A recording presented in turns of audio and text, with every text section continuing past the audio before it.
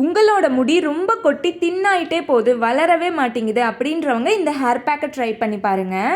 இதுக்கு நான் 2 spoon castor oil எடுத்திருக்கேன். இந்த கிளைமேட் சேஞ்சுக்கு கண்டிப்பாக டபுள் பாயிலிங் மெத்தடில் லைட்டாக ஹீட் பண்ணி எடுத்துக்கோங்க. இந்த கேஸ்டர் ஆயில் கூட என்னோட ஹேருக்கு நான் 2 எக் ஒயிட் எடுத்திருக்கேன். நீங்கள் எக்கோட எல்லோ கூட சேர்த்து எடுத்துக்கலாம், அது ஹேருக்கு நல்லது தான். பட் ஸ்மெல் ஹெவியாக வர மாதிரி இருக்கும், அதனால நான் எக் ஒயிட் மட்டும் யூஸ் பண்ணிக்கிறேன். இது ரெண்டையுமே நல்லா மிக்ஸ் பண்ணி உங்கள் ஸ்கேல்ப் ஃபுல்லாக அப்ளை பண்ணிக்கோங்க. ஸ்ப்ளிட் எண்ட்ஸ் ப்ராப்ளம் இருக்குன்னு நினைக்கிறவங்க ஹேரோட எண்ட்ஸ்லையுமே அப்ளை பண்ணிக்கோங்க. அப்ளை பண்ணிவிட்டு ஒரு 20 to 30 மினிட்ஸ் வரை மட்டும் விட்டுட்டு ஹேர் வாஷ் பண்ணிடுங்க.